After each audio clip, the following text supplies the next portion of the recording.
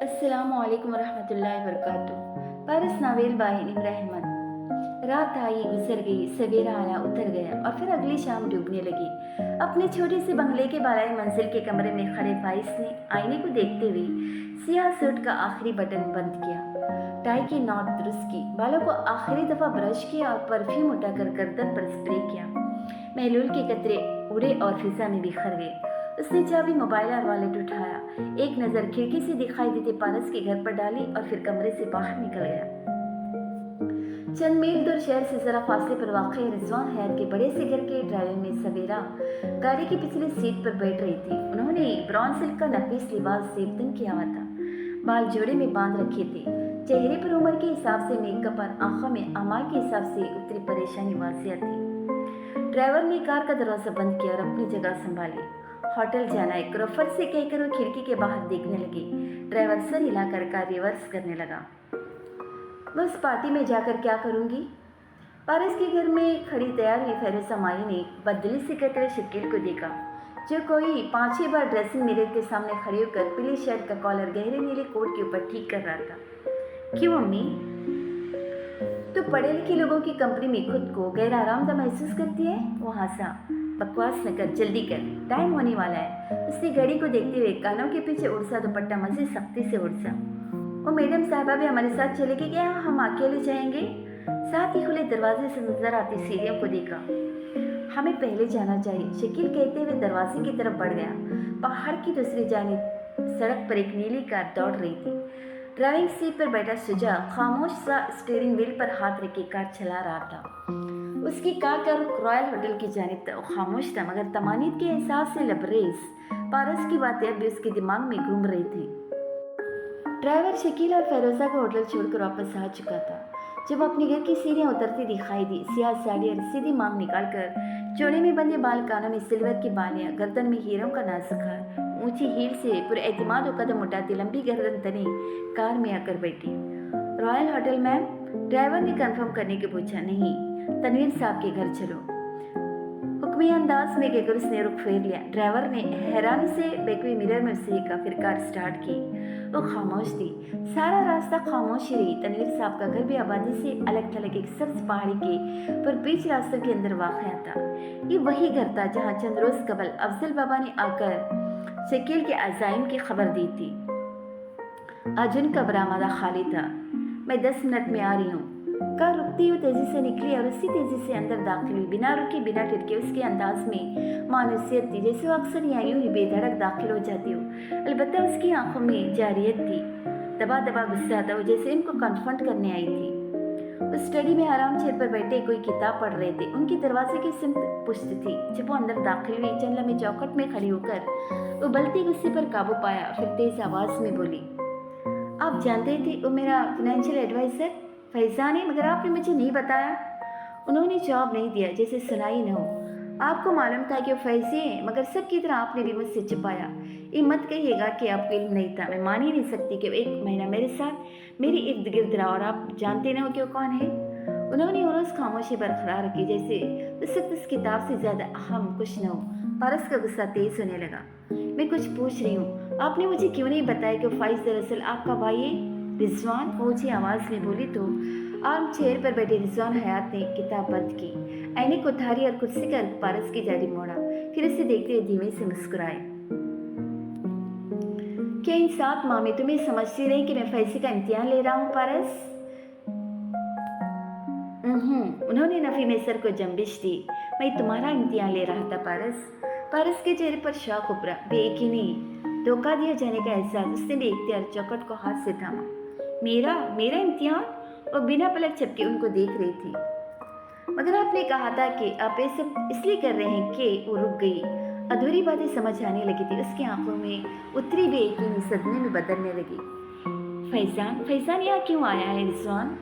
वो अपनी जगह से उठे और छोटे छोटे कदम उठाते उसके ऐन सामने आ खड़े हुए। स्टडी में सिर्फ एक बत्ती और एक टेबल लैंप की रोशनी फैली थी। उन दोनों के चेहरे उसी रोशनी में आधे तारीख आधे रोशन थे। वो तुम्हारी जान लेने आया है। पारस की आंखों की पुतलियां बेयकीनी से फैल गई। मैं जानती थी वो किसी की भी जान ले सकता है। मैंने उस रात भी आपसे एक कहा था।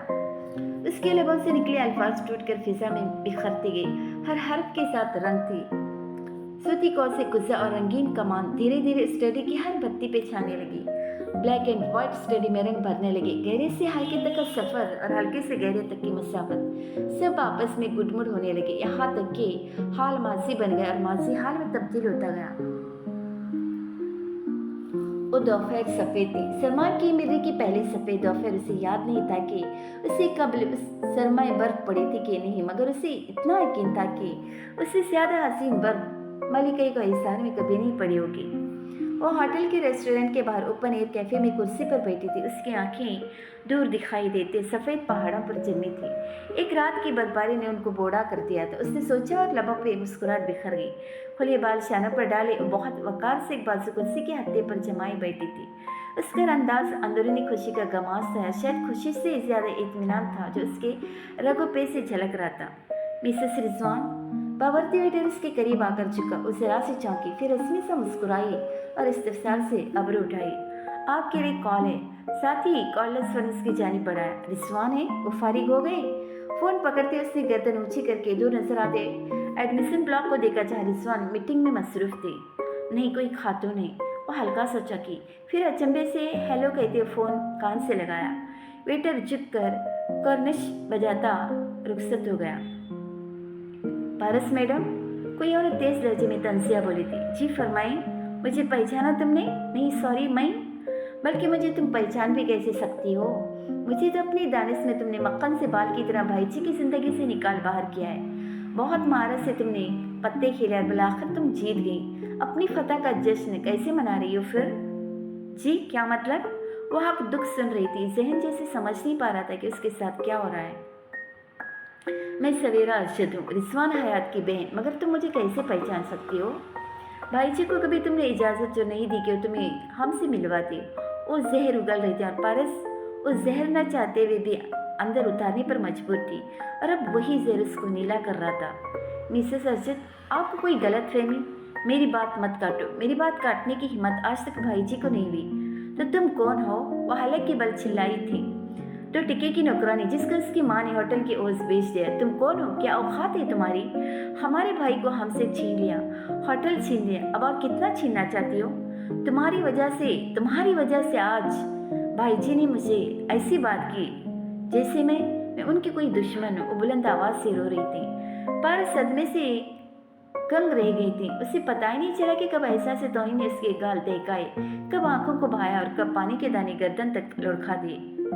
तुम हर चीज की जिम्मेदार हो। मैं नहीं जानती कि तुमने उनको कैसे मजबूर किया कि वो हमारी शक्ल देखने से भी जाएं। वो भाई जो हम पे जान छिड़कता था आज इतनी सी ख्वाहिश पे भड़क उठा जब मैंने कहा कि मेरी वाला होटल अजद को संभालने दे। तुमने उनको हमारे खिलाफ भड़का कर हमसे उन्हें इतना दूर ला खड़ा किया है कि आज वो मुझ पे गुस्सा हुई जो कभी नहीं हुआ और आज हुआ, और उसकी वजह तुम हो, सिर्फ और सिर्फ तुम। वो गुस्से से चिल्लाती अब हाँफने लगी थी। दम बखुद बेआवाज आंसू बहाती पारस पल भर में दायमा पहले की पारो बन गई थी। डरी सहमी बुज़दिल पारो। उसका दिमाग हर जवाब, हर दलील से खाली हो गया था। उसका तो सारा दिल ही खाली हो गया था। मुझे नहीं मालूम कि होटल तुम्हारे नाम करने वाली बात उन्होंने मुझसे जान छुड़ाने के लिए की या वाकई तुम्हारे जादू ने उनको अंधा कर दिया है। मगर मैं तुम्हें एक बात बताई दे रही हूँ पारस, या जो भी नाम है तुम्हारा।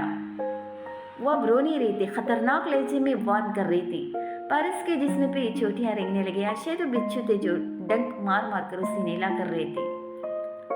मेरे शोहर को ये होटल चाहिए और मैं अपनी बात बदलने वाले में से नहीं हूँ। मेरी जिद है, अब ये होटल मुझे ही चाहिए। और तुम, हाँ तुम मजबूर करोगी भाई जी को ये करने पर। और अगर तुमने ऐसा न किया तो याद रखना मैं तुम्हारे साथ वो करूँगी कि तुम्हारी 7 नस्लें पनाह मांगेगी। बल्कि नस्लें तो तब चलेगी जब भाई जी तुम्हारे साथ होंगे, और उनको मैं तुम्हारे साथ रहने ही नहीं दूंगी, किसी कीमत पर नहीं। पारस मैडम, तुम मुझे अभी जानती नहीं हो। निदा उनकी जवानी की मोहब्बत जब मेरे सामने न टिक सकी, तुम तो फिर बुढ़ापे की बेवकूफ़ी हो। वो गुस्से में तेज तेज बोल रही थी। वो तुमसे ऐसे दूर होंगे कि तुम उनकी शक्ल देखने को भी तरसोगी। इसलिए या तो करो जो मैंने कहा, या फिर अपनी माँ से कहो तुम्हारे लिए कोई और बूढ़ा ढूंढ ले जिसके हाथ वो तुम्हें बेच है। क्योंकि अगर तुम मेरी बात मान जाओ तो शायद मैं तुम पर रहम खा लूँ और तुम्हें भाई जी के साथ रहने दूँ, लेकिन दूसरी सूरत में मुझे किसी रियायत की उम्मीद मत रखना। फोन खट से बंद हुआ, ऐसे जैसे खट से आरी किसी की गर्दन पर चल जाती हो। वो सुन सी वहाँ बैठी थी। बूढ़े पहाड़ों ने आवाज दी मगर उसने नहीं सुनी। फिर पानी के दाने गिरेबान भिगोने लगे तो चौंकी और एकदम खड़ी हो गई। कॉन्फ्रेंस रूम में रिजवान तन्हा बैठे थे। सामने एक फाइल खुली रखी थी और उसे भी तवज्जो से देख रहे थे। जब पारस मुर्दा कदमों से चलती अंदर दाखिल हुई, उन्होंने इस्तकबालिया मुस्कुराहट उसकी तरफ उछाली मगर उस सुर्ख मतोरम आंखें उनके मुकाबिल बैठी जैसे कोई मरा हुआ आदमी खड़े से बिठा दो। रिजवान ने तशवीश से उसे देखा। पारस तुम ठीक तो हो? साथ ही इसका हाथ छुआ। अब होटल एसजे साहब के नाम कर दें, ये मेरा आखिरी फैसला है और आज का सूरज गुरूब होने से कबल ये हो जाना चाहिए। उसकी आवाज़ आंसुओं से भारी थी। रिजवान बुरी तरह चौंकी। कौन असजद? उन्होंने परखना चाहा। आप जानते हैं मैं क्या बात कर रही हूँ रिजवान। मुझे नहीं पता कि आपके मिसेस सवेरा की क्या बात हुई है मगर मेरी उनसे जो बात हुई है उसके बाद मुझे किसी होटल की ख्वाहिश नहीं रही। पारस मुझे पूरी बात बताओ, क्या हुआ है? उन्होंने संजीदगी से उसे देखते हुए उसके दोनों हाथ थामे। वो दोनों अब बिल्कुल आमने सामने बैठे थे। क्या आप नहीं जानते कि क्या हुआ होगा? बल्कि नहीं, मुझे ऐसे नहीं कहना चाहिए क्योंकि वो गलत नहीं है। मैं वाकई आपको उनके खिलाफ भड़काती हूँ। मुझे कभी भी उनके बारे में अपनी राय नहीं देनी चाहिए थी। वो तलखी से कहते कहते रो पड़ी थी। रिजवान ने तशवीश से देखा। तुम गलत नहीं कहते, मैं उनका गलत दिफा करता हूँ, मैं जानता हूँ, मगर मेरी बात सुनो पारस, मैं तुमसे उनकी तरफ से माफ़ी मांगता हूँ। भूल जाओ उनकी बातों को। भूल जाऊं? उसने तड़प कर उन्हें देखा। कैसे भूल जाऊं अपनी जात की बेखती धज्जियां? उन्होंने 2 मिनट में मुझे यूं बेमोल कर दिया जैसे मैं आंसुओं ने उसको गुलाबंद कर दिया था। उससे आरो कतार रोने लगी थी। किसी के हमें बुरा कह देने से ना हम बुरे हो जाते न वो अच्छे। अपनी जबान से हर शख्स अपना ज़र्फ दिखाता है, दूसरे का अक्स नहीं। तुम उसकी बात को दिल पर मत लो। रिजवान के मोबाइल के घंटे ने उन्हें बात मुकम्मल करने से रोक दिया। उन्होंने अजरत में फ़ोन कान से लगाया। फैसी मैं तुमसे बाद में बात करता हूँ। पारस एकदम हाथ छुड़ा कर खड़ी हुई। मैंने कहा ना मैं बाद में बात करता हूँ। अपनी बात दोहरा कर उन्होंने बेचारे से फ़ोन रखा। आप कर लें उससे बात वरना एक दफ़ा फिर मुझ पर इल्ज़ाम आएगा। तलखी से कहते हुए जाना चाहती थी मगर उन्होंने ज़बरदस्ती उसे हाथ से पकड़कर वापस बिठाया। तुम हर्ट हुई हो मैं जानता हूँ, मगर इस बात को दिल वो कहते कहते एकदम रुके। फ़ोन बंद करने और पारस को दोबारा बिठाने के बाद उनका रुख जरा बदला था और उनकी निगाह शीशे की दीवार की खिड़की के पार तक गई थी। फैजी उनकी आंखों की पुतलियां हैरत से सिकुड़ी। पारस ने जाकर उनकी निगाह के ताक़ुब में देखा। रिजवान खड़े हुए तो वो भी खड़ी हुई। नीचे सड़क वैरान थी सिवाय एक रिवर्स कार की जिसके ड्राइवर ने कार चलाते हुए तेजी से दरवाजा बंद किया था। रिजवान ने गालिबन उसे कार में बैठते हुए देख लिया था। पारस के चेहरे पर आंसू ऐसे ही ठहरे थे। उसने बेख्तियार रिजवान को देखा। वो हैरत से नीचे देख रहे थे। फिर एकदम वो मुड़े और तेज कदमों से बाहर को लपके। वो खिड़की में आन खड़ी हुई, आंसू बेदर्दी से रगड़े और नीचे देखा। वो कार अब दूर जा रही थी। वो ड्राइवर को नहीं देख सकी थी, बस कपड़ों के रंग की झलक देखी थी, बूढ़े पहाड़ों का रंग। चंद सातों बाद रिजवान गेट पर भागते हुए आए और सड़क पर दाएं बाएं देखा। कार अब वहाँ नहीं थी। वो अब अजरत भरे अंदाज में गार्ड से कुछ पूछ रही थी। फिर वो फ़ोन मिलाने लगे, बार बार फ़ोन नीचे करते और फिर से मिलाते जैसे उनकी कॉल मुसलसल खाली जा रही थी। वो पलके सकेट कर सारा मंजर देखती रही। कुछ मिनट लगे रिजवान को वापस आने में और थके थके लग रहे थे। वो फैजी था, वो नीचे आया था। मैं समझा वो अमेरिका में है। उसका नंबर रोमिंग पर था। अब नाराज़ है शायद। बात करते हुए उससे नहीं देख रहे थे, मुसलसल कॉल मिलाई जा रहे थे। फिर शायद उसने फ़ोन ही बंद कर दिया कि उन्होंने कोशिश तर्क कर दी थी। पारस खामोश हो गई, बिल्कुल खामोश। वो सारी शाम साथ रही, हत्ता की रात उतरने लगी। रिजवान उस दौरान हर 10 मिनट के वक्फे से फैजी का मोबाइल ट्राई करती, फिर मायूसी से उसे हिलाकर फ़ोन रख देती। पारस ने ऐसी कोई बात नहीं की। वो चुप रही। वापसी पर वो घर उतरने की बजाय पार्क की सीढ़ियों के पास उतर गई। सीनों पे बर्फ जमी थी। रिजवान ने अपनी हुड वाली जैकेट पहन ली थी और उसने अपना ओवरकोट। हल्की हल्की बर्फ फिर से गिरने लगी थी। सर्दी है, घर चली। अब आखिर बोली तो बस इतना। उन्होंने नहीं सुना, ऊपर चढ़ते रहे। वो मुझसे नाराज़ है, मुझे उसकी बात सुननी चाहिए थी। वो खुद से कह रही थी। सही। उसने गहरी सांस ली। फैजान के खिलाफ कुदरत मजीद बढ़ी। वो फ़ोन क्यों नहीं उठा रहा? तनवीर ख्वाजा साहब, उसके दोस्त सबसे पूछ लिया, मगर किसी को नहीं मालूम कि वो इधर है। वो बिना बताए आया है। इस जगह के रास्ते भी नहीं जानता है। रैश ड्राइव करता है। मैं उससे कैसे रब्ता करूं? वो अभी उससे बात नहीं कर रहे थे। तेज हवा के झोंके से हुड गिरकर उनकी गर्दन की पुश्त पर आ गया था। आपको यकीन है कि वो वही था? मैंने उसे उंगली पकड़कर चलना सिखाया है। क्या मैं ही नहीं जानूंगा कि वो वही था या नहीं? वो खफा हुई। पारस ने हल्के से शाने उचकाए। वो दोनों ऊपर पार्क में पहुंच चुके थे। केयरटेकर ग्लास की दीवार के अंदर कमरे में बैठा नजर आ रहा था। उसने उन दोनों को देखकर जरा हैरत, जरा शनासाई से हाथ हिलाया कि मौसम खराब था, मगर दोनों ने जवाब नहीं दिया। वो खुद में उलझे थे और उलझते ही रहे। मैं उससे कैसे राब्ता करूं? एक दफा फिर उसका नंबर ट्राई कर रहे थे। पारस उकता कर दूसरी जानब देखने लगी। वो मुझसे बहुत खफा है। वो अफसोस से नफी में से हिलाते हुए चल रहे थे। एकदम झटके से रुके, जैसे उनको किसी ने पीछे खींचा हो। पारस के लबों से दबी दबी चीख निकली। रिजवान के उड़बाड़ की नोकीली सलाख से उलझे थे और कदम आगे बढ़ाने के बाद वो चिर गए थे। शुक्र के बरक्त संभल गए थे। पारस ने जल्दी से उनकी हुड सलाख की नोक से चिढ़ाई। वो दरमियान से यूं फटी थी कि सुराख हो गया था। आपको चोट तो नहीं आई? पता नहीं। वो फिर से उलझे हुए आगे बढ़ने लगे। पारस के अब्रू तन गए, आंखों में गुस्सा फिर उद आया। आप उसकी परवाह क्यों कर रहे जो आपकी नहीं करता? वो मेरा भाई है। उन्होंने नागवारे से उसे देखा। मैं आपको उसके खिलाफ नहीं कर रही, मगर आप इतने परेशान क्यों हैं, जैसे कोई छोटा बच्चा हो जो यूं गुम हो जाएगा। वो गुस्से में हाथ हिलाकर तेज तेज बोल रही थी। सब ठीक है सर। केयरटेकर उनके उठ के उड़ने का मंजर देखकर भागा चला आया, मगर पारस से हाथ झुलाकर उसको जाने का इशारा किया। मुझे उसकी फिक्र है पारस, और मैं किधर हूँ? सवेरा ठीक कह रही थी। वो दोनों आपको मुझसे छीन सकते हैं, और आज मैंने देख भी लिया कि उन दोनों की नाराजगी में इतनी ताकत है कि मुझे आपसे दूर कर सके। रिजवान ने सुना नहीं। वो फिर से नंबर मिलाने लगी।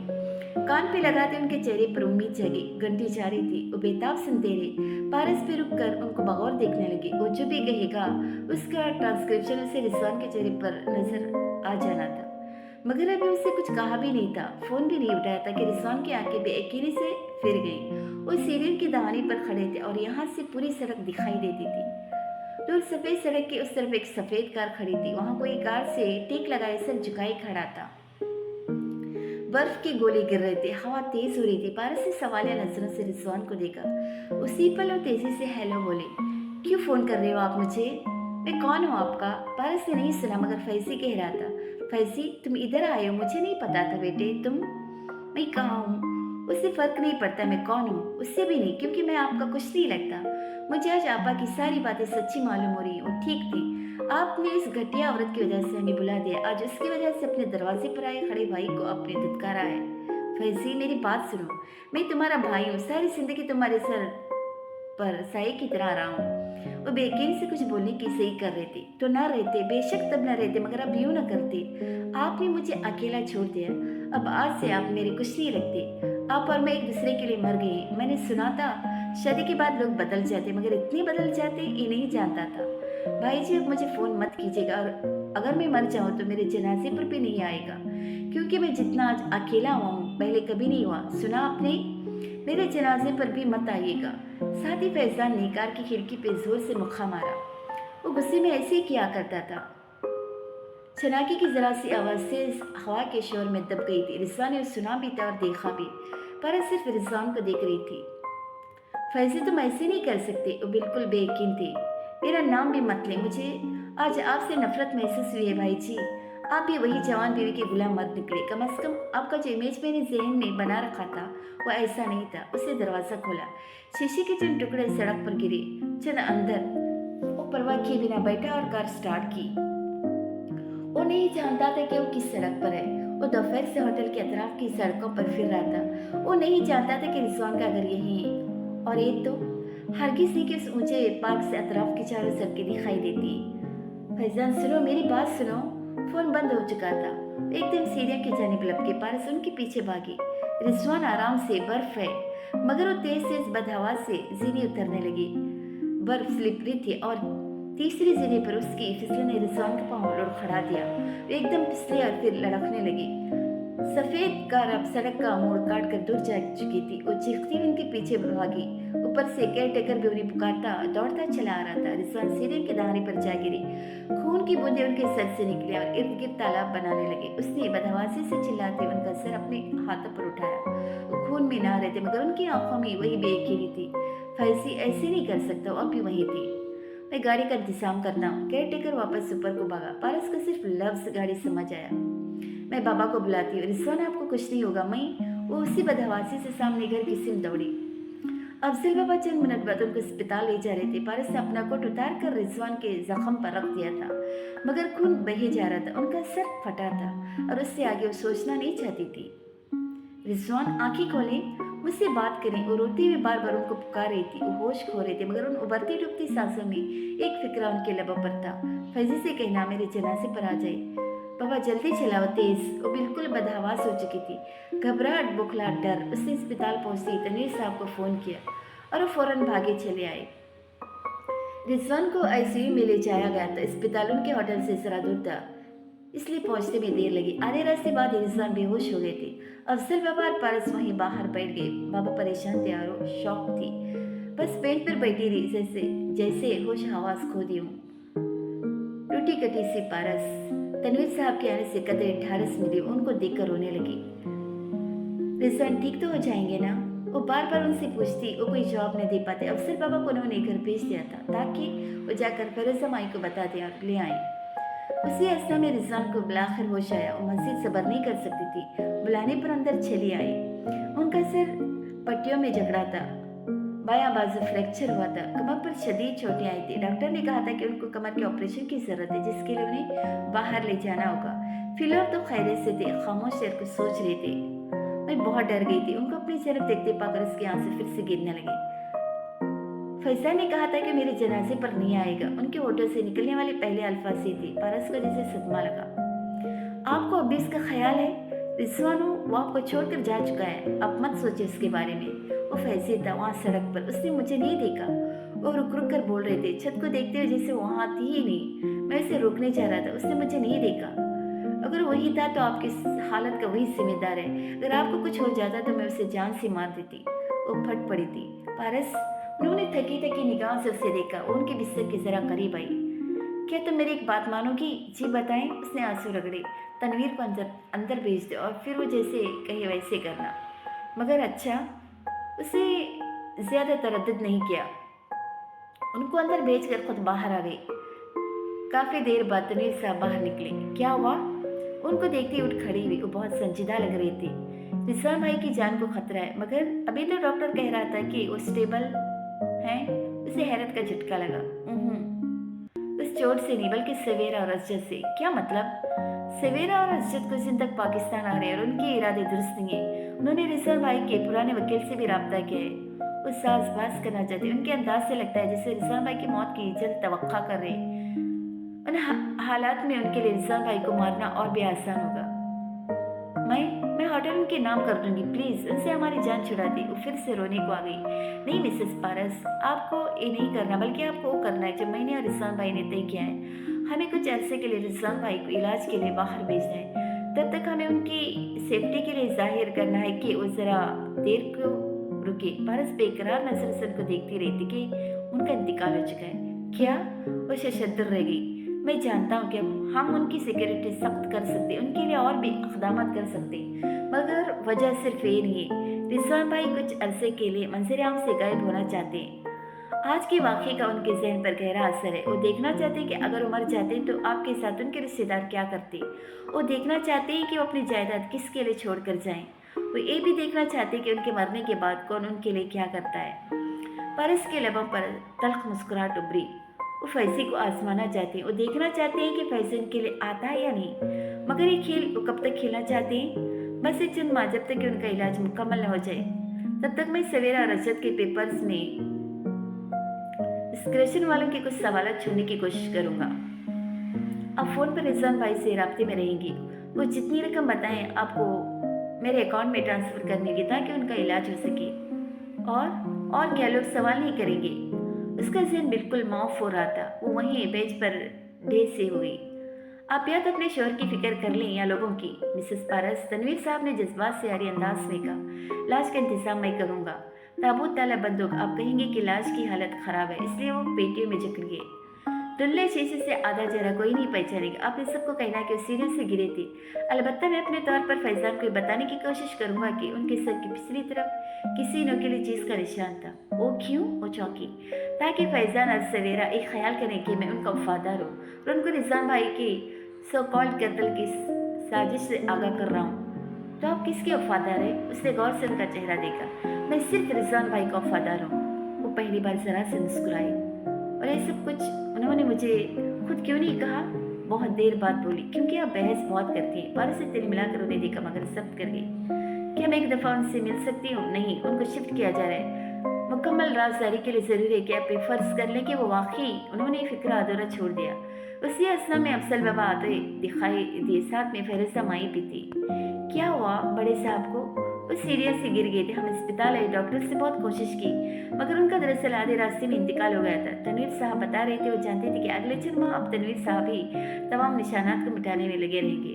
वो बिल्कुल माऊस जहन के साथ वापस आई थी। फ़ेरुज़ा माई रो रही थी, बहुत ऊंची आवाज़ में, और उससे भी रुलाने की सही कर रही थी, मगर उसकी सुर्ख आंखें खुश्क थी। वो अभी तक शशदर थी। घर से करीब उसी जगह उतरी जहाँ गुज़िश्ता रात तो सफ़ेद कार खड़ी थी।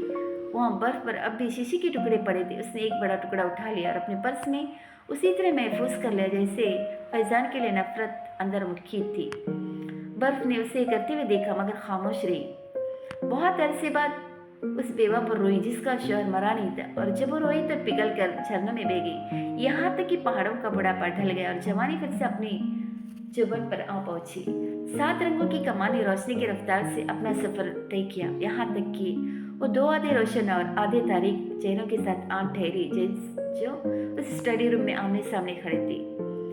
मैंने इस रात भी कहा था, अगर आपको कुछ हो जाता तो आपकी मौत का जिम्मेदार फैजान होता। वक्त ने साबित कर दिया कि मैं ठीक थी। क्या वाकई? उन्होंने आबरू उठाई। आप अभी उसकी हिमायत करना चाहते हैं तो ठीक है। आप आज देखिएगा, सवेरा वो थी जो आपको मारने आ रही थी, फैसी हुई जो मुझे मारने आया है। दोनों में कोई फर्क नहीं। आज मैं आपको दिखाऊंगी कि फैसी क्या है। रिस्वा ने धीरे से शानों को उचकाया। मैं तैयार हूँ, तुम जो करना चाहो कर सकती हो। मैं तुम्हें इतना ही मजबूत देखना चाहता था, और वो मैं देख रहा हूँ। आगे तुम अपने फैसले में आजाद हो।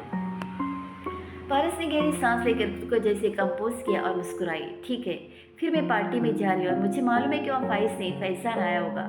आपने भी मुझसे छुपाया। हालांकि सवेरा की आमद का आपने तनवीर साहब से सुनते ही मुझे बताया था, मगर फैजान को आपने हमेशा प्रोटेक्ट किया। लेकिन आज देखिएगा, मैं उसके बारे में सही कहती थी। सारे बहन भाई एक जैसे होते। कहकर वो पलट गई। रिजवान मुस्कुराते उसको जाता देखती रही।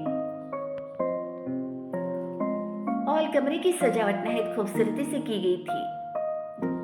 फूलों की महक और रोशनियों की चकाचौंध। उमूमन उस पार्टी के लिए दूसरे हॉल में मुख्तस किए जाते थे, मगर पारस के आखिरी मिनट की तब्दीली का एक हिस्सा पार्टी की दावतनामे कैंसिल करके उस छोटे हॉल में तमाम अरेंजमेंट करवाना था, और नशिस्तें भी इतनी लगाई गई थी जितनी की उसने ताकीद की थी।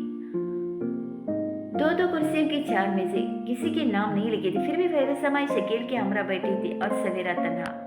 एक मेज पर तनवीर साहब और फाइज बैठे थे, जबकि आखिरी मेज की दोनों कुर्सियां खाली थी।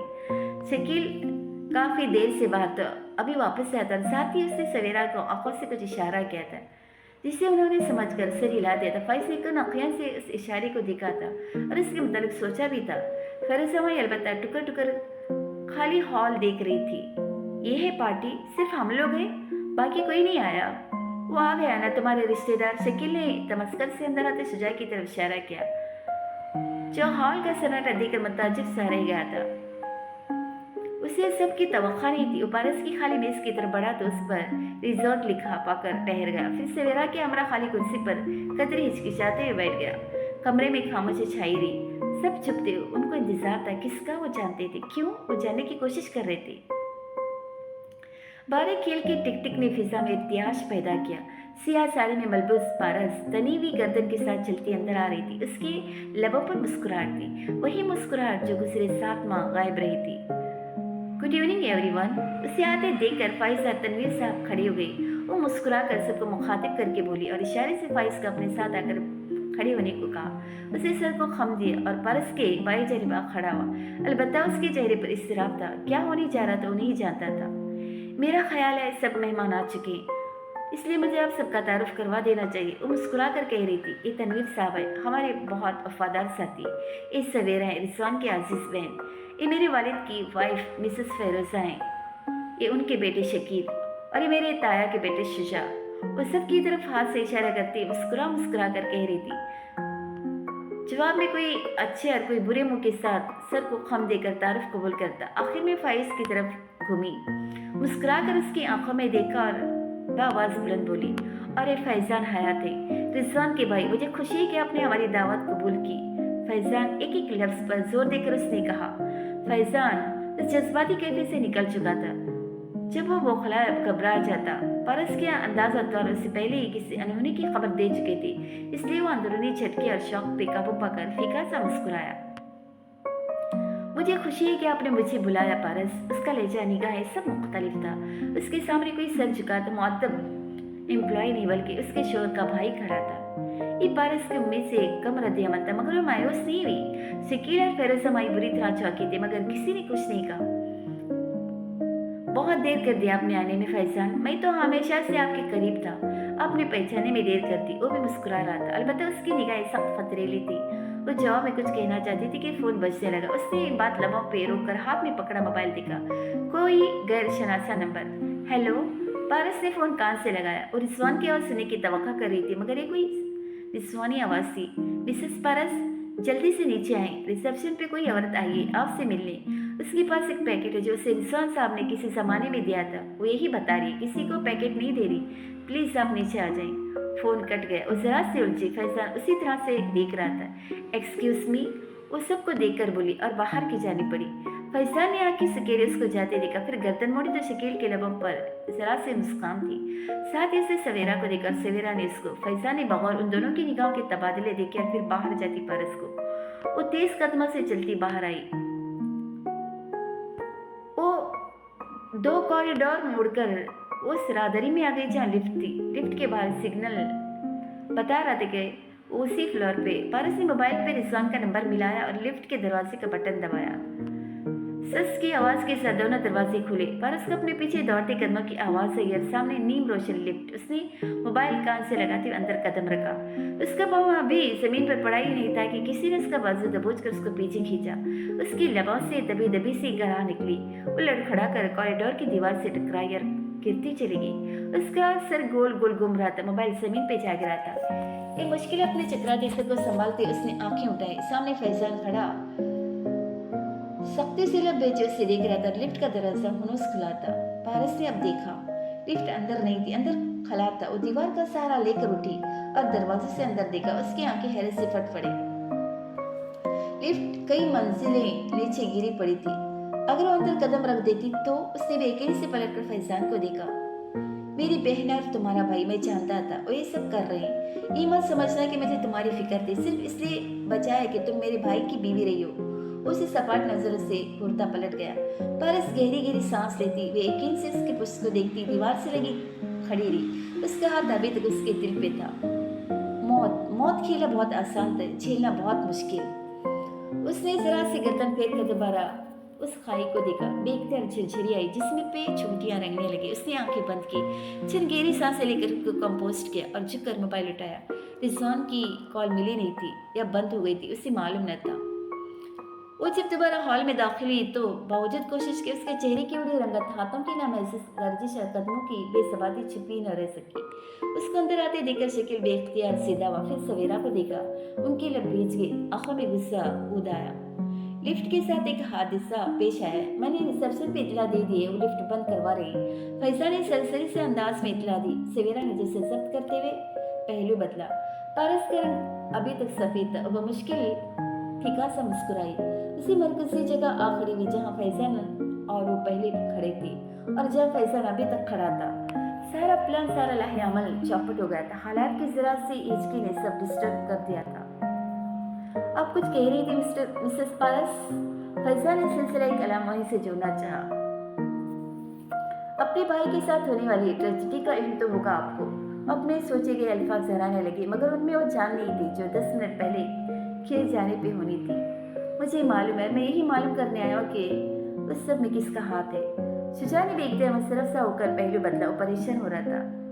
आपका फैजान हयात, उस सब की जिम्मेदार आप हैं। क्या आपको शीशे का टुकड़ा कुछ याद नहीं दिलाता? वो बावजूद कोशिश के अपने अल्फाज को इतना जहरकंद न कर सकी जितना उसके ख्याल में से करना चाहिए था। मैं किसी चीज का जिम्मेदार नहीं हूँ।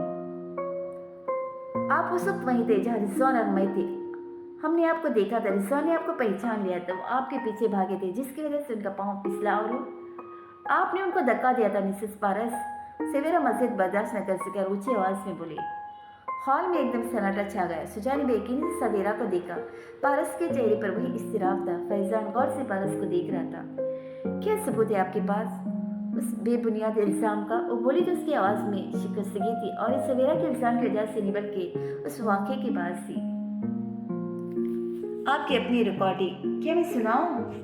सवेरा फातियाना से मुस्कुराई। शकील का मूड ऑफ था। फिरोजा माई परेशान थी। मेरी ऐसी कोई रिकॉर्डिंग नहीं है। तो फिर सुनिए। सवेरा ने मोबाइल पे चंद बटन दबाए और फाइल खोल ली। पारस और सुजा की आवाज़ हर से गूंजने लगी। सुजा की बस चंद फिक्रें थी और पारस से ज़्यादा बोल रही थी। ऑडियो अदालत में कबूल नहीं होती। रिकॉर्डिंग खत्म हुई तो पारस गहरी सांस लेकर बोली। फैजान चौंका। क्या आप जुटला नहीं रही? वाक़ई हैरान हुआ था। मैं जुटलाऊं या न जुटलाऊं, आप लोग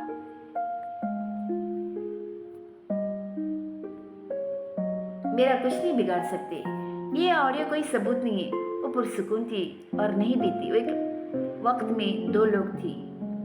पारस, तूने मारा था उसे। फेरसा माई बेयकीन थी।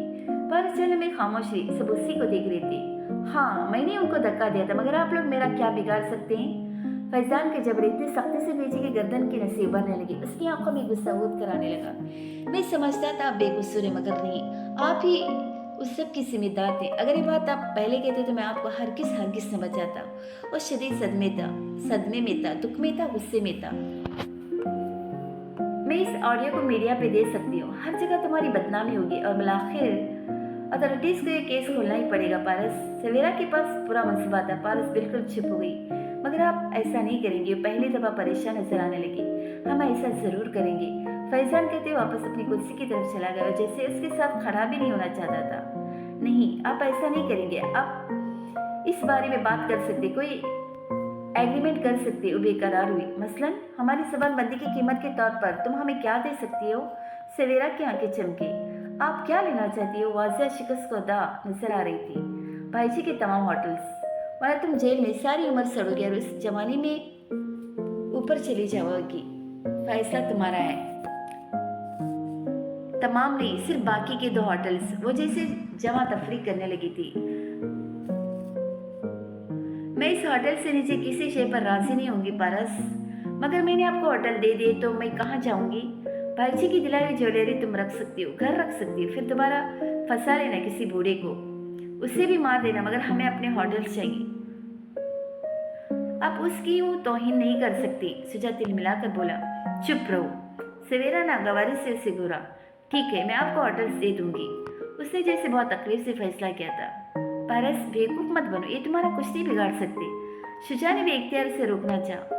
आप होटल्स के कागजात ले लें और मुझे रिकॉर्डिंग दे दें, बस बात खत्म। बात खत्म नहीं है मिसेस पारस और मिस्टर सवेरा। फैजान ने मोबाइल फोन निकालते हुए कहा, क्योंकि मैं आपको पुलिस के हवाले करने जा रहा हूँ। फैजी रुको। सवेरा ने बेख्तियार उसका बाजू थामा। उसने आंखों में कोई इशारा किया। पारस ने बेबसी से फैजान को देखा। आपको होटल्स चाहिए हैं, मैं दे रही हूँ। अब आप क्या चाहते हैं? मुझे होटल नहीं चाहिए, मुझे मेरे भाईजी के खून का बदला चाहिए। वो उसकी आंखों में देखता एक एक लफ्ज चबा कर बोला। तुम जानती हो मैं यहाँ क्यों आया था? मैं समझता था मैं होटल्स के लिए आया हूँ। मैं समझता था कि मैं खुद को सिर्फ मुतमईन कर रहा हूँ, ये सोच करके मैं भाईजी के लिए आया हूँ। मगर जानती हूँ मैं भाईजी के लिए आया था क्योंकि मैं सवेरा आपा की तरह बेहस नहीं हूँ। वो मेरा बाप जैसा भाई था। उसने मुझे हर उस वक्त में सहारा था जब मैं गिरने वाला था। वो मेरे लिए एक मजबूत दीवार थी जिस पे मैंने सारी उम्र टेक लगाई, मगर कभी उसको गिरने से बचाने की कोशिश न की। पारस, मेरे भाईजी को मुझसे हमेशा तकालीफ ही मिली है। आज तुम मुझे शहर के सारे होटल्स भी दे दे तो तब भी तुम मुझे मेरी तमाम गलतियों का मदावा करने से नहीं रोक सकती। पारस ने सोचा था वो उसे जताएगी, उसे बुरा भला कहेगी कि मेरे, मगर सारे इल्जाम खत्म हो गए थे। आंसुओं का फंदा उसके गले में पड़ गया था। फैजी, पागल मत बनो। सवेरा झंझला रही थी। क्या तुम अपने भाई के खून की कीमत नहीं लेना चाहते? पारस बोली, तो बस इतना। मैं बहुत कुछ हो सकता हूँ, मगर किसी की गर्दन पे सौदे करने वाला नहीं। तुमने मुझे गलत समझा। उसने कहते हुए फोन पर एक नंबर मिलाया और अभी इसका बटन दबाने लगा था कि खामोश बैठे तनवीर साहब खड़े हुए। तुम्हारे भाईजी जिंदा है फैजी। पारस की आंखों से आंसू टूटकर गाल पर लुढ़क गए। वो सिर्फ फैजान को देख रही थी जिसका नंबर मिला था, हाथ रुका था। उसने सिर उठाकर खाली खाली नजरों से तनवीर साहब को देखा। वो जख्मी हुए थे मगर बच गए थे। हमने सिर्फ इसलिए किया था कि उनको महफूज रखकर उनका इलाज करवा सके। मिसेस सवेरा और रजत साहब से उनकी जान को शदीद खतरा था। फैजान ने माऊफ होते दिमाग के साथ मुड़कर सवेरा को देखा। उफ़क़ होती रंगत लिए खड़ी थी। और क्या तुम्हें जानते हो कि तुम्हें पारस को मारने के लिए क्यों उकसाती रही हैं? ताकि तुम उसे मार कर खुद जेल चले जाओ और उन्हें होटल्स में से तुम्हारा हिस्सा न देना पड़े। ये झूठ सवेरा फ़िक्रा भी मुकम्मल न कर सके। भाई जी हो, वे एडमिशन ब्लॉक में अपने ऑफिस में, तुम जाकर उनसे मिल सकते हो। फैज़ा ने बेख्तियार पारस को देखा, ना समझे हैरानी बेकी ने। उस वक्त कई कैफियत में घिरा था। फिर एकदम वो बाहर को भागा। पारस ने झिलमिलाती आंखों से उसे जाते देखा। वो चंद मिनट में उनके ऑफिस के ग्लास डोर के बाहर पहुंच चुका था। अंदर वो अपनी घूमने वाली कुर्सी पे रुख मोड़े नजर आ रहे थे। उनकी पीठ को पहचानता था, उनकी खुशबू पहचानता था। उसने मुर्दा हाथों से दरवाजा खोला। रिजवान मुड़े और उसे देखकर मुस्कुराए। वो पहले से कमजोर और बूढ़े हो गए थे, मगर वो जिंदा थे। मैं जानता था तुम मेरे खून की कीमत नहीं लोगे। मैं तुम्हें जानता हूँ फैजी, मैं तुम्हें हमेशा से जानता था। भाई जी, वो रोना चाहता था मगर रो नहीं सका, बस उनके सामने आकर खड़ा हुआ है। वो अभी तक बेयकीन था। वो मुस्कुराते हुए गर्दन उठाकर उसे देख रहे थे। मैं हमेशा ज्यादती कर जाता था, मगर क्या क्या हम पहले जैसे हो सकते हैं भाई जी, जैसे मेरे बचपन में आप और मैं हुआ करते थे? बहन भाइयों की मजबूरी होती है कि उनको पहले जैसा होना ही पड़ता है। हमें भी होना पड़ेगा, शायद कुछ वक्त लगे, मगर वक्त तो हर चीज में लगता है फैजी। वो उठी और उसे गले से लगा लिया। वो उनकी कमर पर हाथ रखने के लिए हाथ भी न उठा सका। अभी उनके करीब आने, उनका एतबार बहाल करने के लिए उसे बहुत सा वक्त चाहिए था। हॉल कमरे में वो अकेली थी, सिवाय शुजा के सब जा चुके थे। तनवीर साहब शकील को वहां से ले गए थे। पारस को यकीन नहीं था कि वह शकील को सिक्योरिटी के हवाले कर भी सकेंगे या नहीं, क्योंकि वह हर मुमकिन तौर पर भागने की कोशिश करेगा। सवेरा कहाँ गई थी उसे नहीं मालूम, बस वो खामोश खड़ी थी और शुजा मलामत करता नजरों से उसे देख रहा था। अगर तुम्हारा शौहर जिंदा था तो तुमने कल मेरी बात क्यों सुनी? मेरे जज्बात की तौहीन क्यों की? पारस ने हथेली की पुष्ट से आंखें रगड़ी, जरा सा मुस्कुराई और उसके करीब आई, फिर हथेली उसके सामने फैलाई। मेरे 20 रुपए शुजा। क्या? वो हैरान हुआ। मेरे 20 रुपए तुम पे उधार है शुजा। याद है तुम मेरे लिए बालियां लाए थे? मैंने सदर में देखी थी, वहाँ 100 रुपए की थी, मगर तुम 70 की लाए थे। मैंने अगले दिन मोहल्ले की दुकान से चक्कर लिया तो तुम उसी दुकान से लाए थे और वो 50 रुपए की थी। मुझसे दुकानदार ने झूठ बोला है, तुमने भी सबकी तरह मेरा इस्तेमाल किया। मैं इस मखमसे में बरसों से उलझी थी, इसीलिए मैंने कभी उन बालियों को नहीं उतारा, मगर आज मेरे दिल से फांस भी निकल गई है। होटल उनको देने पे तुम्हारी बेसुकुरी मुझे बता गई कि तुम होटल्स के लिए मेरे पास वापस आए थे। उसने कानों से एक एक करके बालियां उतारी और उनको फर्श पर फेंक दिया। चले जाओ यहाँ से शुजा, तुम भी हमेशा से मेरा इस्तेमाल करना चाहती थी, चले जाओ। वो वाकई एक पल वहां न ठहरा, बस वैरान नजरों से कभी उसे देखता, कभी जमीन पर गिरी पानियों को देखता बाहर निकल गया। पारस की आंख से कतरा भी न गिरा। एक कतरे की बारिश अब सूख चुकी थी। रिजवान ठीक कहते थे, ये फैजान का इम्तिहान नहीं था, मैं अपना और शुजा का इम्तिहान ले रही थी। दिल में लगा आखिरी कांटा भी ऐसे निकल गया। उसने चेहरे को हाथों से थपथपाकर खुद को कंपोज किया और जरा से मुस्कुराई। अब उसे रिजवान के पास जाना था। फैजान भी वही होगा, उसे बर्दाश्त करना और उसे नॉर्मल तरीके से बात करना मुश्किल जरूर होगा, मगर आहिस्ता आहिस्ता चीजें नॉर्मल हो ही जाएंगी, उसे यकीन था। वो बाहर चली गई। हील की टिक टिक मध्यम होती गई। फर्श पर गिरी बालियां अपने अंदर की अनमिट कहानियां समोई वहीं पड़ी रही। उनकी चमक मांद पड़ चुकी थी।